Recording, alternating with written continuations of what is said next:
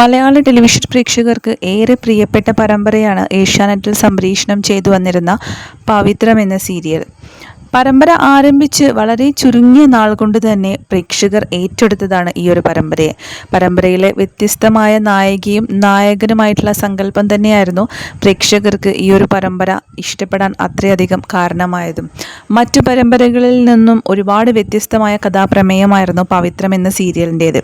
അതുകൊണ്ട് തന്നെ പവിത്രം പരമ്പരയ്ക്ക് ആരാധകരും ഏറെയായിരുന്നു. ഒരുപാട് കഥ വലിച്ചു നീട്ടുകയോ മറ്റ് അസ്വാരസ്യങ്ങളോ ഒന്നും തന്നെ ഉണ്ടാക്കാതെ വളരെ നല്ല രീതിയിൽ തന്നെ കഥ മുന്നോട്ട് പോവുകയും ഇപ്പോൾ അതിന് അവസാനിച്ചിരിക്കുകയുമാണ്. പ്രേക്ഷകർക്ക് ഒരുപാട് നിരാശയുണ്ടാക്കിയിരിക്കുകയാണ് ഈ പരമ്പര ഇത്രയും പെട്ടെന്ന് അവസാനിപ്പിച്ചത്. അതും ആ ഒരു ക്ലൈമാക്സ് എപ്പിസോഡ് കണ്ടവർക്ക് എല്ലാവർക്കും അത്രയധികം സങ്കടമാണ് തോന്നിയിരിക്കുന്നത്. കാരണം ആ ഒരു പരമ്പര അങ്ങനെ ആയിരുന്നില്ല അവസാനിക്കേണ്ടത് എന്നാണ് പലരും അഭിപ്രായപ്പെടുന്നത്. പക്ഷേ പ്രേക്ഷകർക്കൊരു സന്തോഷ വാർത്ത കൂടിയുണ്ട്. പവിത്രം സീരിയലിൻ്റെ സെക്കൻഡ് പാർട്ട് ഈ ഒരു വർഷം തന്നെ മെയ് 18 വീണ്ടും ആരംഭിക്കുന്നുണ്ട്. എന്നാലും പെട്ടെന്ന് ഇങ്ങനെ ഒരു പരമ്പര ഈ ഫസ്റ്റ് പാർട്ട് ഇവിടെ അവസാനിക്കുമെന്ന് ആരും തന്നെ കരുതിയില്ല. അതും ഇങ്ങനൊരു എപ്പിസോഡോടുകൂടി അവസാനിക്കുമെന്ന് പ്രേക്ഷകർ കരുതിയിരുന്നില്ല എന്നാണ് പ്രേക്ഷകർ ഒരുപാട് പേരുടെ കമൻസുകളാണ് പ്രതികരണമായി എത്തിയിരിക്കുന്നത്. അതുപോലെ മെയ് 18 വേണ്ടി ഇനി കാത്തിരിക്കുകയാണ് പവിത്രം എന്ന സീരിയലിൻ്റെ ആരാധകർ. പവിത്രം സീരിയലിലെ ഓരോ താരങ്ങൾക്കും അത്രയധികം ആരാധകരാണുള്ളത്. പവിത്രത്തിലെ നായികയായ വേദ എന്ന കഥാപാത്രത്തെ അവതരിപ്പിക്കുന്നത് സിനിമ സീരിയൽ നടിയായ സുരഭി സന്തോഷാണ്.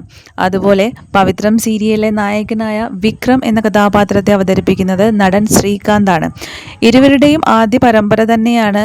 തങ്ങൾക്ക് ലഭിച്ച കഥാപാത്രം അത്രയധികം മികച്ച രീതിയിൽ തന്നെയാണ് വിക്രമായിട്ടും വേദിയായിട്ടും സുരഭിയും ശ്രീകാന്തും അവതരിപ്പിച്ചിരിക്കുന്നത്. അതുകൊണ്ട് തന്നെ ഇന്ന് സോഷ്യൽ മീഡിയയിൽ നിരവധി ഫാൻസ് പേജുകളാണ് വേദ വിക്രം എന്ന പേരിലുള്ളത്.